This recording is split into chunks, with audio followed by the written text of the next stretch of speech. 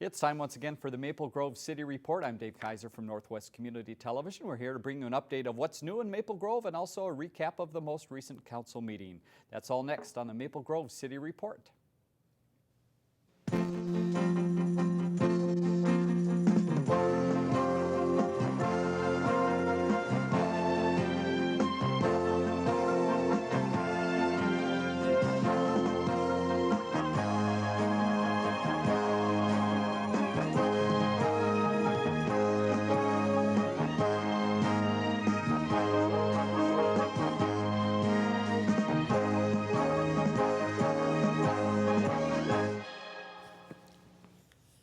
Thanks for joining us again on the Maple Grove City Report, joined by City Administrator Al Madsen. Al, welcome to the program. Thank you, Dave. Thanks for joining us today. We've got a rather short meeting to talk about, as has been the case on occasion for Maple Grove. Right. We got about an 11-minute meeting, I understand, the other night. Right. We'll do our best to stretch that out to about 15 minutes. But we do have a number of other things happening in town we wanted to update you on. And the first is one of Al's favorite events of the year, jumping in a frozen lake. Not going to get you in this year? Polar plunge. Okay. No, I told them I have a legitimate reason for not jumping in. Okay. It's cold. Cold and I have a tough time. A lot of people would come up with that reason. Cold and I have a tough time getting along. So but a big event in Maple Grove, and I understand this year a new location. Fish Lake Regional Park will be the Polar Plunge, and it'll be February 2nd, coming up soon.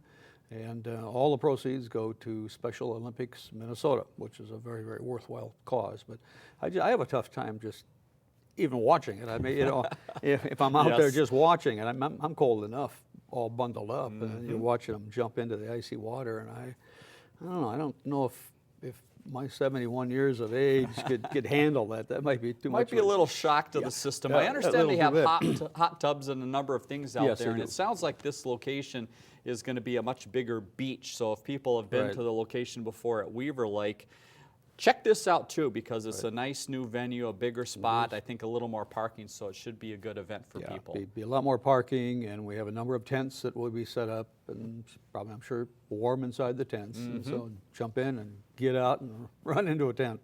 So you can go to Minnesota Special Olympics website to find out how you can maybe sign up individually or as a team. And I think some city people, I think the police departments and some of those daring groups have decided to do this on occasion. Right. Contact our police department if they're interested in signing up. It's a great event for raising money. It's not a great event for me to jump into icy cold waters, but the benefit is really there for Special Olympics. Yeah, and certainly great. Goes back some into the Maple Grove community, because I know there's Special Olympics teams and some facilities in Maple Grove as well that the teams use on a regular basis, so it certainly helps out. Absolutely. Let's talk a little bit about Park and Rec. If people are interested in some other winter activities, maybe inside with Al, the brochure is out. Yes, the brochure is out to all of our residents, and there's a lot of activities that our Park and Recreation Department conduct throughout not only the winter season, but soon I hope we'll be putting out our summer brochure. So a lot of stuff in there for people to do. So I encourage everybody, that all of our residents that get it, to take a look, read it from front to back, and you'll find lots of fun stuff in there. So. Is that on the website as well? Can people page through it on the website? That's a good question. I'm not sure about that. Okay. That's a good question. I'd suggest people go to our website and go to the Park and Recreation category of our website and see. Maybe it is. Okay. Maybe the entire brochure is on there. I don't know. Get that info there. They'll talk about some of the facilities on that website as well. And one of the facilities is the Sports Dome, and the reports are in as far as this year's use, and good. Busy. Oh, absolutely right. It seems like sooner get the dome up, and people are flocking to it. I mean, it's a great opportunity. It's about, I think it's around between 52, 55 degrees inside, constant. And so if you like to walk, it's a great spot just to go over and just walk around the dome. I was told one time what the distance was around it, but maybe you recall. I've heard that before too. I do not remember I can't what remember. it was. But shame on us not being there often enough to know this answer. Right. But it's a wonderful facility, and I mean, obviously, the soccer folks and the baseball and the softball folks, they just absolutely love it. And we have a lot of residents that now are hitting that for their indoor walking during the wintertime. So. And there's no cost to that, correct? No. As I understand, if No people are cost. interested in walking, you just on occasion need to check the schedule, I believe, Right. to see what activities are going on. Correct. And That's that's on the city's website as well, so Right. you can check that out and head over to the Sports Dome and enjoy that. Yep, it's a good opportunity. Speaking of Park and Rec and special events at the community center recently, people brought in the new year with the regular event that you have there. Well, they did. We've been doing this for 15 years, and many thanks to Councilmember Leanne Sargent. She thought of this idea 15 years ago and bounced it off our staff, and our staff thought, hey, this sounds like a good idea. And so every year we have a New Year's Eve party at the community center, so people, rather than go out and run the risk of drivers on the road or whatever the case may be, come to the community center. We had 1,070 people that participated in this past New Year's Eve party. Largest gathering we've ever had. Each year, it gets bigger and bigger. And so, again, I want to thank Councilmember Sargent. She had this idea 15 years ago, and we took it from there, and it's just been a huge success ever since. So, all right, a lot of fun activities in there. there. Put it on your calendar for next year already. Right, and for all members of the family, right. Mom, Dad, all the kids. It's just a great opportunity for a family gathering. Yeah, I think they use every part of that facility, so there's people on the ice or in the pool or in the maze, in the gym, so lots of great opportunities to get involved, and as it gets through the year, we'll let you know more of that. We are taping in early January or mid-January here with this program, and I think you've got some numbers in from 2012 related to building in the city. Yes. The end of 2012, we finished the year with 224 building permits, single-family building permits. We had 219 in 2011, so we were up a little bit. The first about 2.5 weeks of January, we're at 12, and so it's a good start to the year. So I was a little surprised. I kind of thought maybe our 2012 numbers would be down from 2011, but in reality, we were up a little bit. So this year, this year, I think we're going to see, well, we'll see a large uptick in multifamily. Right. Because the John Duffy project, there's 50 units with the first phase. Then you have the Sky Harbor Lakes, that's 262 units, first phase. And then Silvercrest Properties, which probably will not start until, I'm thinking, mid to late summer. But eventually, that first phase will be about 175 units. Second phase is 175 units. Okay. So we're going to see a relatively, I think, a large increase in multifamily housing. All three of those projects are within the gravel mining area. And that's the way we planned it many, many years ago when we were doing the gravel mining area plan. That's where we wanted the density, because that's also where you have the retail and the restaurants and the services are within that area. So most of all of that is within walking distance, by individuals living either Sky or Silvercrest or John Duffy project. So, how does that number compare of what you're looking at already for 2013 to that higher density type housing as far as numbers in past years? Is 2013 going to be a big year? It will, yeah. It should. Because it's been slow lately, Well, right? it has been, you're right. It's been very slow, and I would say that what we're going to do as far as multifamily housing in 2013 will probably exceed at least the last 6 or 7 or 8 years. That far back, okay. Because it has been slow. And we've had some multifamily projects, but they've been very small ones. These are some larger ones when you're talking 262 units and 50 and 175. There's going to be some pretty sizable numbers. Now, not all of those are going to be ready for occupancy in 2013. Right.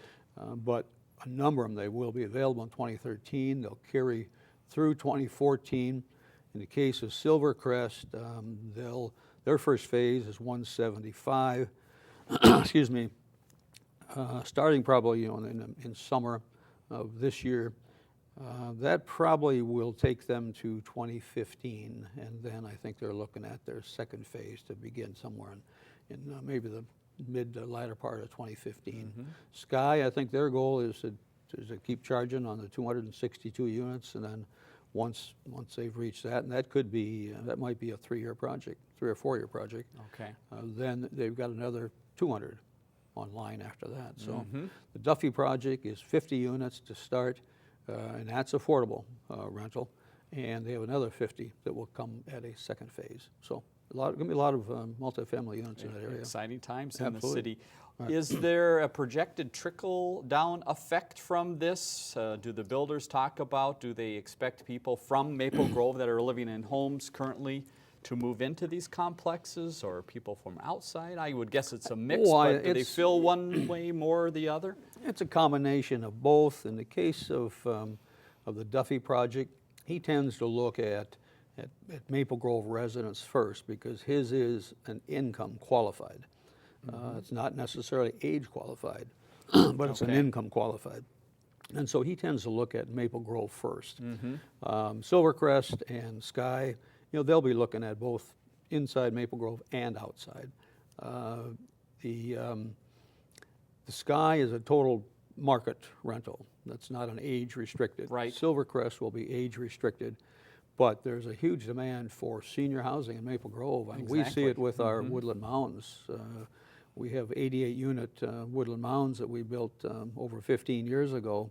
We've never had a vacancy, a long-standing vacancy. Someone may leave the unit, and within 30 days, someone's going in. Right. Because we have a waiting list of probably 20, 25, or 30 right now. So the market for seniors is good. As I've said before on shows that, that the kids like to have mom and dad close by, but not necessarily living in their house. Sure. And so here's an opportunity for them to live, within Maple Grove and be in a very, very short distance, to the rest of their family. So okay, very good. We'll keep it's a good you up to date opportunity on those projects. Next thing we want to touch on, we try to get Al on TV as many times as possible, and we're trying to get him on the HGTV network. How's that going, Al? Maybe not your time now, but somebody else? Somebody else's Okay. time, probably. Who else? Not my house. That'd be nice to come in. But no, we've been notified that we haven't been told as to exactly the address. But we have been notified by HGTV that they will be coming to Minnesota and Maple Grove on February 16 to tape a remodeling section for their, I think it might be even nationally televised. I don't know. I watch that. I love that show. So does my wife. And so we're not certain which address it is, but we'll make sure that we've got everything in order, waiting for them. So it's a good opportunity for HGTV to be here in Maple Grove doing a remodeling show. Be great exposure for us. All right, another way to Looking put forward Maple to it. Grove on the map. All right, that's a look at some of the things that are happening around town. Let's get to that 11-minute council meeting and a few of the other meetings that have happened recently. What is the latest from the council chambers? Well, before we had our regular meeting this past Tuesday night, we had a special city council meeting. From time to time, we do this to update the council on a variety of things. The council never does take any formal action, but it's more for staff to have the opportunity to come in and talk to the council about different projects that we're all working on, just to keep the council, in the loop of things. And so this past special meeting, we did meet with Representatives Zeller and Pepin. Senator Limmer was not able to join us. Talked about the 2013 session and what they think might be coming up. The same day that we met was the same day that the summary came out on the governor's tax proposals, but neither of our representatives had the opportunity to really delve into that and get the real nitty-gritty of it because it had just come out. And so we did talk a little bit about that, and then we talked about 610. Again, we need their support for funding, along with federal funding to complete 610. We talked about that. We talked about local government aid, which really doesn't impact Maple Grove because we do not receive any local government aid. But we talked about that. We talked about the homestead credit value portion of tax reform. Talked about a fairly wide range of things, and so it's a good opportunity for our state elected folks to get our input as to what we would like them to bring up at the 2013 session, and then get their what they think, their perspective on how they think 2013 is going to be. So it'll be an interesting year because this time around you have a Democratic governor and House and Senate. Right. And so it'll be interesting to see how things do progress through that. So, so it'll be an interesting session to watch. Something tells me we might talk about that a time or two Oh, we throughout the will. session here on the Maple Grove Report. So We we'll will. keep you up to date. Have you seen any of the further information related to the governor's budget and plans related to taxes? I know I heard rumors of tax more at the pump on gas and some other services that I would guess might impact the city and what you purchase. Well, it would. There's no doubt. They're talking about an increase in the cigarette tax. They're talking about increase, obviously, in pump tax. They're talking about increase in sales tax on clothing. I shouldn't say increase, because this sales tax on clothing is a new one for Minnesota. But they're talking on that, anything that's over $100 would be taxed. They're also talking about taxes on personal services. So, if I hire you as an attorney to do something for me, there will be the fee plus there will be a state sales tax on top of that. Haircuts, little things like that, going to the automotive places, and there's going to be, I mean, it'll be interesting to see how this all shakes out, but will it, when the smoke settles and the legislature is getting ready to head home, will things look then like they are today? No, there's always so much. Very true. There's always so much maneuvering that goes on during the session, and so it'll be interesting to see what the final result is. But there are some things, yes, that could have an impact on us. So it might take you a month or two after the session's done just to figure out what that means for the cities themselves. Yes, absolutely. We try to stay up on it during the session, and we try to stay in touch with our elected officials, and from time to time I get over there to listen and talk to some folks and see what's happening. And so the sales tax will be an interesting one if that does become reality, because we have well over 3 million square feet of retail and service footage just in our downtown area, and so we'll see how that all plays out. But all right. Anyway, it'll be interesting. Yes.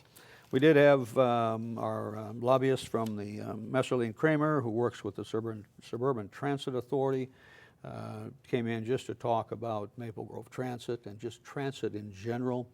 There is talk of a added metro area tax, which would be exclusively for transit. Now, transit sometimes will bring in, there's transportation and there's transit. What is transit? In transportation, there are those that say, well, transportation is roads. There are those that say transit is buses or light rail. We're not, we're not involved in the light rail because that decision was made to, go over toward the east of us. But we certainly have a highly successful transit operation, Maple Grove Transit. And so James Clark, who is with Messerly and Kramer and represents the Suburban Transit Authority, came and gave the City Council an update on that. So we did have a couple of engineering items that Ken Ashfeld, our Public Works Director, brought to the City Council, just again as updates. And some of these things will be coming to future regular City Council meetings for formal action. Okay. But work sessions, we call them work sessions or special council meetings. We never take any formal action. It's just, here's what we're working on, and keep the council up to date, and then let them know that maybe at the next meeting or somewhere down the road, they will come to a regular council meeting. So so that was the special meeting. Which probably went longer than the council meeting. It absolutely did, yes. Yes. The special meeting started at 6 and went until actually a few minutes after 7:30.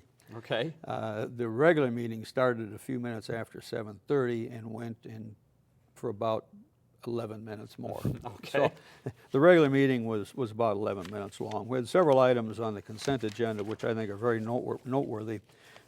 This past week, we had a retirement gathering for Dan Barnier, who was one of our long-term police sergeants. Dan had been with us, I think, 36 years. And been in law enforcement, I think, 38 years. I might be off a couple of years on those numbers, but and he's decided to retire. And so we had a retirement function for him. And then on this last council meeting, we did have authorization to start the process to fill that vacant police officer position.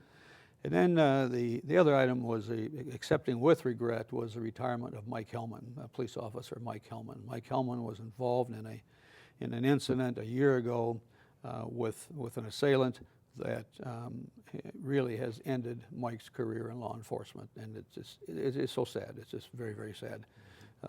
But we had a retirement. Mike has had to retire because of medical, and so we had a retirement gathering for him, and that was very nice. But it's bittersweet. Mike Hellman and Dan, we've lost two, I believe, two of the most dedicated and committed police officers that we could ever have. They loved what they do. They just absolutely loved it. They were dedicated to it. They set the standards very high for all the officers, had a lot of respect, and so what was it, Aretha Franklin? Before my time, probably. Did she do the one? Break out in song? Yeah, did she do the one R-E-S-P-E-C-T? Yes. Oh, okay. Well, anyway, both those guys would fit Aretha's category. So respect. Wonderful. Well, they will be missed. Yeah, they sure will. We did approve the hiring of Angela Selman for the police officer position. We did have one vacant position other than these two, and so we hired her. She's been a CSO officer with us for about a year and a half, and so this will be her first gig as a full-time, police officer, and so we're very happy to have her on board. We did accept resignation of Linda First from the Citizens Advisory Committee, and then also Jody Carmen Korchoff from the Transit Commission. Both of them have been very good members of the commissions, and we just hate to lose good, solid members, but we did accept their resignation. We had a very short vacation and drainage and utility easement. That went probably 1 minute, so that was very short. And then that was about it. The meeting got over at, I think 7:41, I think it was, or 7:42. We had a very short HRA meeting. All we did there was, we have a tax-exempt policy for industrial revenue bonds. We've never, though, brought our HRA policy into sync with that. And so we took care of that. And so that was more of a housekeeping item than anything. And then I made the announcement, and you may know Jerry Pedler is retiring from North Memorial. And his retirement event is this evening, February 23, from 4 to 6 at the Sundance Golf Facility. January or February? February. I'm sorry. Okay. I'm sorry. February. I'm getting I'm trying to hurry things. I want to hurry things along in this year, but I'm going backwards. But anyway, it's this evening, which would be January 23. Got it. From 4 to 6 at Sundance.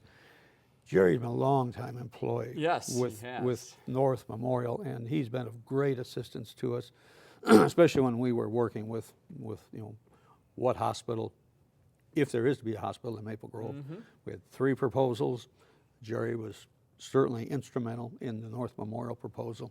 I worked with Jerry for, I think, probably close to 30 years, and so good for him. Yeah. He's retiring, and wish him the very best, although he'll be doing something else. Jerry's not I think you're right. Yeah, Jerry's not the type that's just going to retire and do nothing. So, but that was it. It was a short meeting. Almost everything was consent.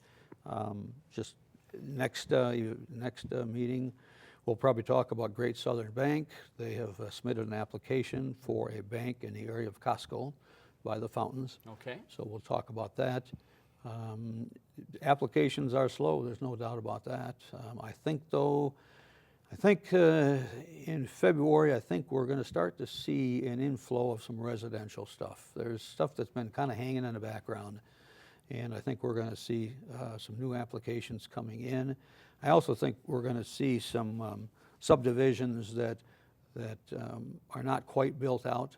The developer is going to be coming in fairly soon, I think, to finish off the various subdivisions. Okay. So I think we're going to have a real good 2013. I do think so. Very good. Other than that, we will keep an eye on that. While we have a couple minutes left, just a couple quick questions. 494, there's been a little talk about trying to help out some of the traffic along that fine freeway.